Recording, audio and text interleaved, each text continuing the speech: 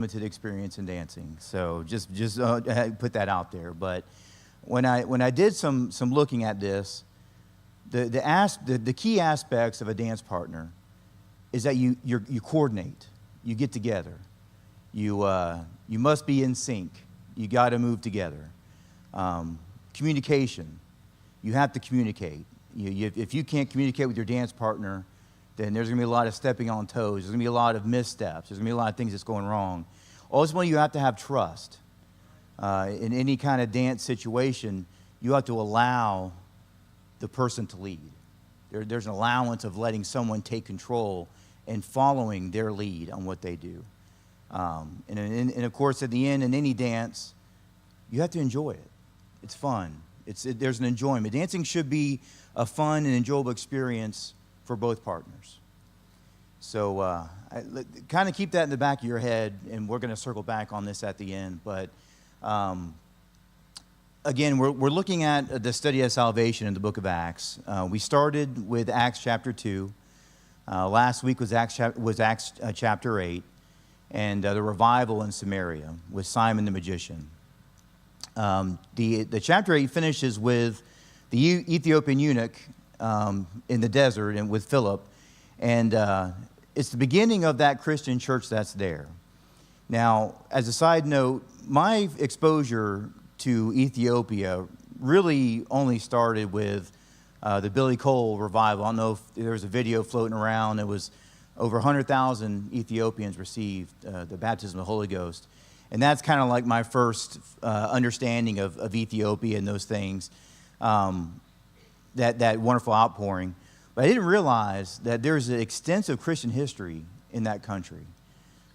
We see that this is just one reference in the Bible, but from that one reference, from that one spark, it blossoms into over 68% of that country claims to be some form of Christian. That's over 62 million people that have a surface level belief in Jesus and God. And I'm sure, this is a result of other evangelism, early church evangelism. But if you can imagine that one spark, that one thing that Philip did, that one sharing of the word in a nation that it would later result in almost a full nation that believes in God. And what that tells us is that we don't know what a seed sown can grow to. Growing, but it's something small like that. If it took one man to share the gospel, to share Jesus to an Ethiopian eunuch into belief, we should show. If it doesn't grow, that's fine, but there are some things that could. And of course, in that Acts chapter 9, we had the conversion of Saul to Paul. And that chapter ends with Peter performing miracles. And Peter kind of sets up shop in the city of Joppa and stays with Simon the tanner. Now this opens to chapter 8, which is going to be our focus today, with the story of Peter in the Cornelius household. And we'll start with Acts chapter 10, 1 through 2. Area called Cornelius, a centurion of the band called, and one that feared God with all his house, which gave much alms to the people and prayed to God. Caesarea, I know I'm mispronouncing that. And Caesarea was a deep water port. It was a harbor that Herod the Great had the seat of Roman government in the area. If you can imagine, it was kind of the Washington, D.C. of that area. Part of the military, he was a bona fide Roman citizen. Man that was a part of the occupying force that was this same force, this same government put down a revolt with the Jewish people. Just 30 years from this time, it would. But this man was different. he was devout. He was one that feared God. And when you see the Lord and God there, we're talking about Jehovah. He feared the Jewish God with all his house. He was a giving man. He gave much alms to the people, and he prayed to God always. Now, if you stop right there and look at this man, he's got a testimony. Christians, people reading a little bit too much in this, but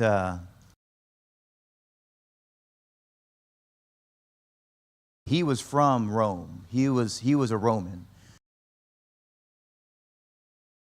He came from. They worship gods. You know,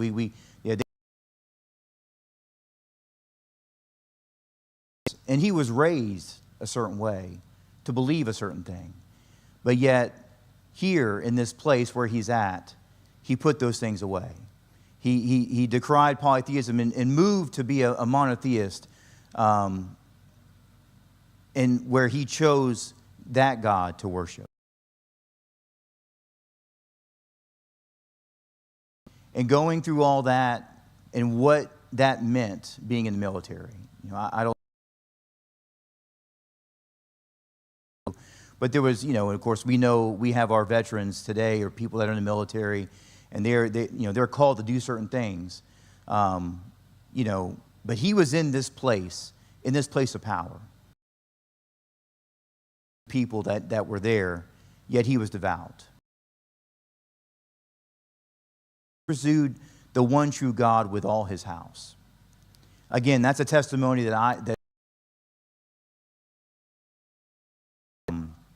and I would tell you, if anyone was fulfilling God's law, it was Cornelius. In Deuteronomy 6:5, thou shalt love the Lord thy God with all thy heart, with all thy soul, and with all thy mind. He was living what a good Jew should do. And I can't tell you his theology.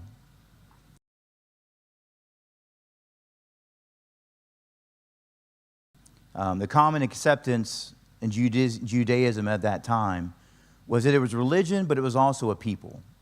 You know, they were ethnic Jews. You know, we were Jewish because my mom was Jewish. You know, there was this lineage that occurred. And I looked at it in modern terms, modern day, and kind of the way it was explained, I understand it as is if you want to be a Jew, you can. You know, you're not going to be evangelized by a Jewish person. They're not reaching out. They're not evangelizing people. But it was like family. He said the closest thing you can approximate is family. You can marry into it.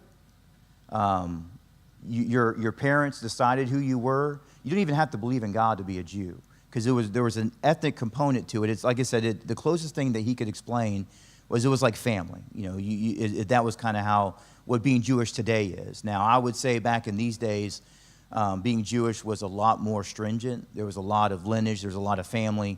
And again, I know, you know, I don't know what Cornelius was his final result would be, but at a certain point, he could not go any further. You know, he was never going to be a Jew. He could believe in those things. He can be sympathetic to the people, but the Jews were a people.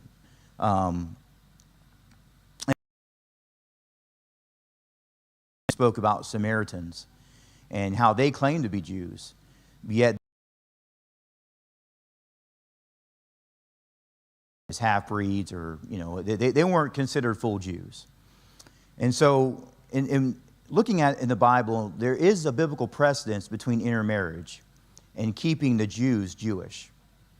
When Ezra was tasked with establishing the Jewish nation, in Ezra 9:1-2, now when these things were done, the princes came to me, to Ezra, saying, the people of Israel, the priests and the Levites, have not separated themselves from the people of the lands, doing according to their abominations, even of the Canaanites, the Hittites, the Perizzites, the Jebusites, and Ammonites, the Moabites, the Egyptians, and the Amorites.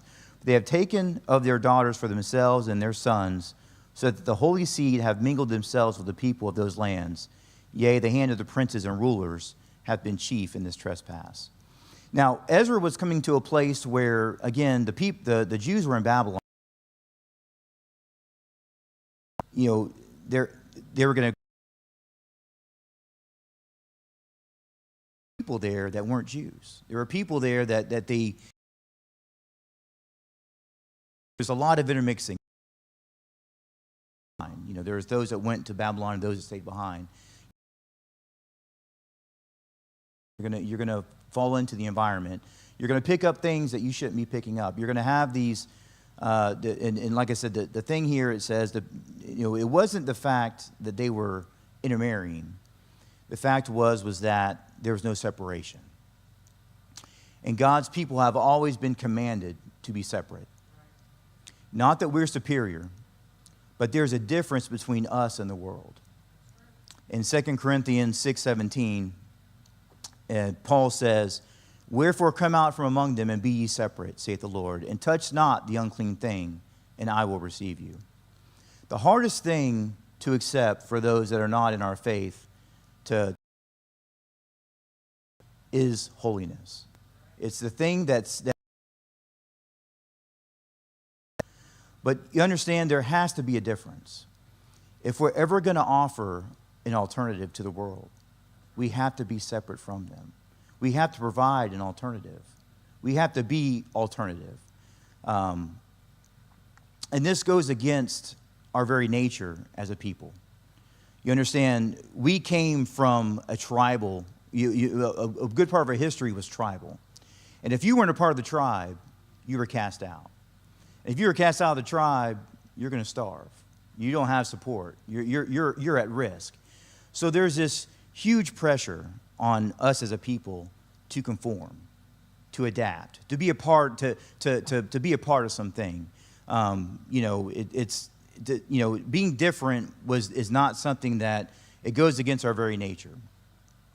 And we just kind of illustrate this. I had a kind of a personal story. We had a social media threat in our schools recently about someone that was going to do something with the kids, and people were keeping their kids out of school. You know, in fact, when I found out about it, I just dropped off Autumn to her school, and Brittany was saying, you know, should we go get her? You know, otherwise I'm not for what you would do to your.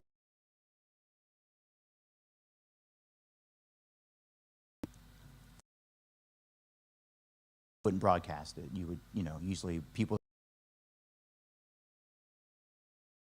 beforehand, but you know, I pray for my kids. I fast for my kids. Right or wrong, in that time, I had zero fear. But what keeps me up at night, the thing with my child, is the presence of her, specifically her. Standing means so much more. My son don't care, you know. On him,